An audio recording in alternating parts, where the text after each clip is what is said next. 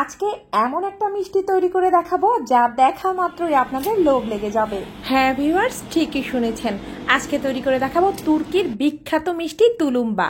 আর যা তৈরি করা ভীষণ সহজ আর খেতে অসম্ভব ধরনের মজার হয়ে থাকে। আর সবচেয়ে মজার ব্যাপার হলো এই মিষ্টি একবার তৈরি করে সংরক্ষণ করে রেখে খেতে পারবেন মাস জুড়ে। চুলায় একটা প্যান বসিয়ে প্রথমেই নিয়ে নিব 2 কাপ পরিমাণ চিনি, এর সাথে দিয়ে দিব 1 কাপ পরিমাণে পানি। যতটুকু চিনি দিবেন তার অর্ধেকটা পানি দিয়ে দিতে হবে। এবার নেড়েচেড়ে অপেক্ষা করব চিনিটা সম্পূর্ণ গলে যাওয়া পর্যন্ত। আর যেই পর্যায়ে চিনিটা সম্পূর্ণ গলে যাবে ঠিক সে পর্যায়ে দিয়ে দিব 1 টেবিল চামচ পরিমাণ লেবুর রস। লেবুর রস এই শিরাটাকে টক করবে না, তবে ক্রিস্টালাইজড হতে বাধা দিবে। আর এই শিরাটাকে এবার মিনিট খানেক জাল দিয়ে নিব।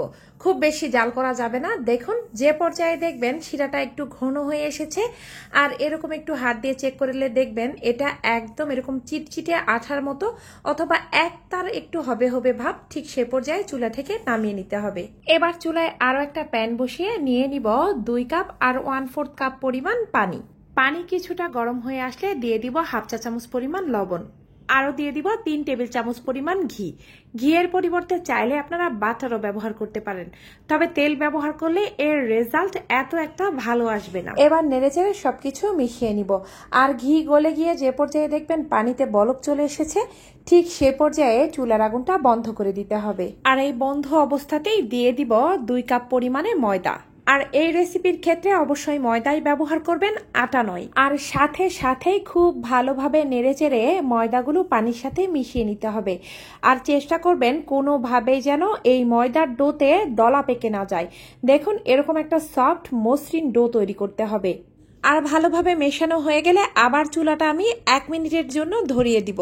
আর ময়দার ডোটাকে আরো একবার নেড়েচেড়ে ভালোভাবে মিশিয়ে নিব, যাতে করে ময়দার কাঁচা ভাবটা চলে যায় আর ডোটা খুব ভালোভাবে কুক হয়ে যায়। নাড়তে নাড়তে যে পর্যায়ে দেখবেন ডোটা প্যান ছেড়ে উঠে আসার উপক্রম, ঠিক সে পর্যায়ে নামিয়ে নিতে হবে। আর অতি অবশ্যই অন্য একটা পাত্রে স্থানান্তর করতে হবে। আর একটা ঢাকনা দিয়ে ঢেকে রেস্টে রাখতে হবে 5-6 মিনিটের মতো। ফিরে এলাম 5-6 মিনিট পর। ডোটাকে খুব বেশি গরমও রাখা যাবে না, আবার খুব বেশি ঠান্ডাও করে ফেলা যাবে না। এ পর্যায়ে দিয়ে দিব একটা ডিম।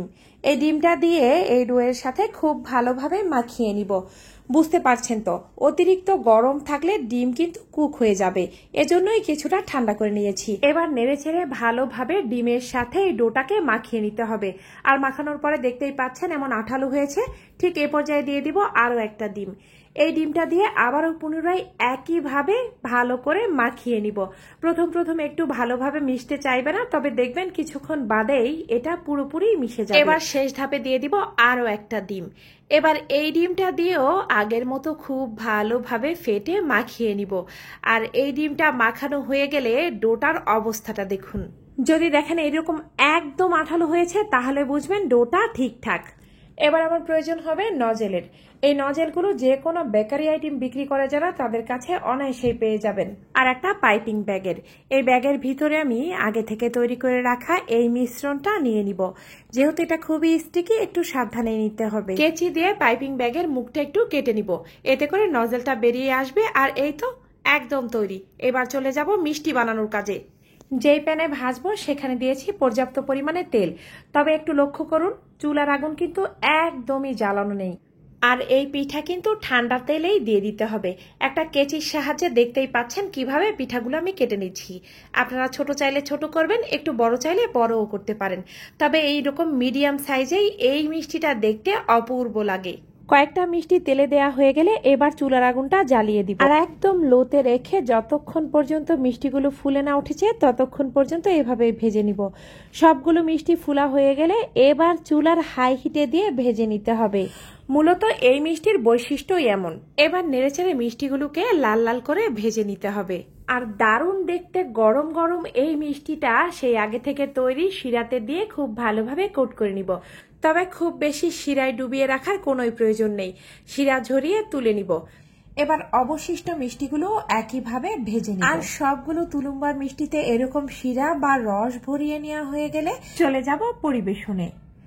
দেখুন তুলুম্বা মিষ্টিগুলো দেখতে যেমন আকর্ষণীয়, একদম রসে টইটুম্বুর। আর মজাদার এই তুলুম্বি মিষ্টিটা এত মিষ্টি হয়, উপরের লেয়ারটা ক্রিস্পি মুচমুচে আর ভিতরে একদম soft। এবার উপর থেকে কিছুটা পেস্তা বাদাম কুচি দিয়ে সাজিয়ে নিলেই তৈরি হয়ে গেল ভীষণ মজার তুলুম্বা মিষ্টি।